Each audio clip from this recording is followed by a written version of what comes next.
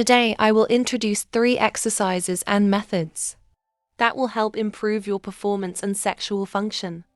I'm sure the last one is something you've never heard of before.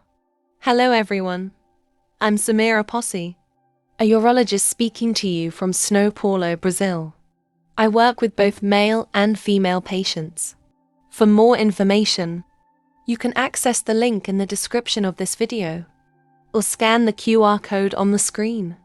Let's dive into today's topic. As we know, an erection is primarily a vascular phenomenon. Of course, it also involves neurological, hormonal, emotional, and psychological factors. However, for a full and satisfying erection, it's essential that blood flows to the penis with optimal volume and pressure. For this to happen, your vascular health must be in good condition. The exercises I'll discuss, along with methods to improve erections, help enhance blood flow to the pelvic muscles and improve vascular health. Blood reaches the penis through blood vessels, arteries rich in oxygen. These arteries are small branches that stem from larger vessels. The penile blood flow begins at the internal iliac artery, which is a branch of the abdominal aorta, the main blood vessel in our body. The internal iliac artery branches into the internal pudendal artery, the primary artery associated with penile blood flow and erections. The internal pudendal artery further divides into smaller branches, such as the cavernous arteries, the penile artery, and the dorsal artery of the penis, which are responsible for delivering oxygen-rich blood to the penis, enabling a full and satisfying erection.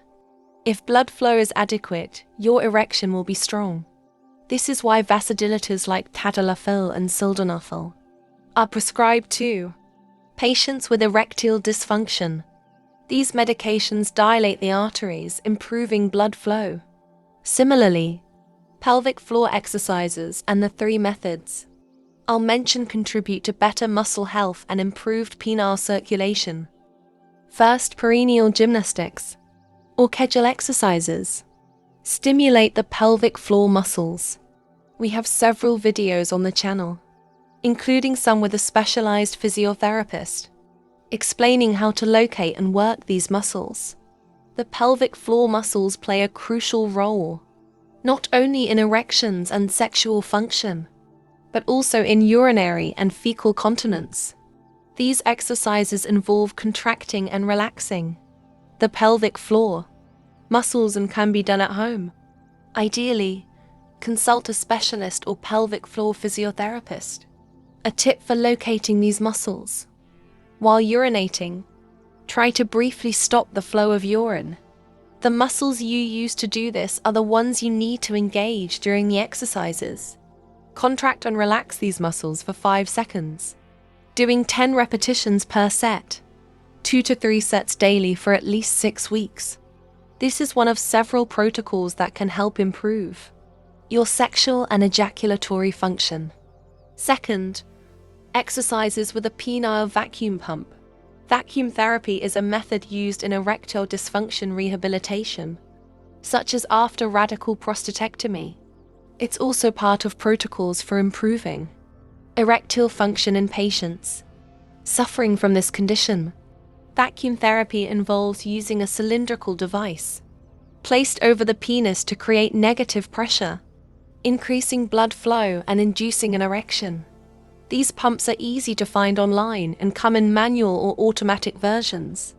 Automatic pumps are more practical, but I recommend consulting a pelvic floor physiotherapist before purchasing any device to ensure you get the right one and avoid wasting money. The device creates a seal around the penis, increasing blood flow through negative pressure. This can be done for 10 to 15 minutes, leading to an erection. Some patients use a silicone ring at the base of the penis after removing the pump to maintain the erection. However, this should be done with professional guidance to avoid complications like ischemia, pain, or tissue damage. Vacuum therapy can be used 2 to 3 times a week, or even daily, for 15 to 30 minutes, to avoid tissue damage. Some studies show that combining tadalafil with vacuum therapy leads to better recovery of sexual function compared to using vasodilators alone. Third, the use of a penile extender. This is a less commonly discussed device but is widely used by physiotherapists in sexual rehabilitation protocols and for penile lengthening. If you've heard of this before, let me know in the comments. While these devices are easily found online, they should be custom fitted, and the traction should be carefully regulated according to a specific protocol.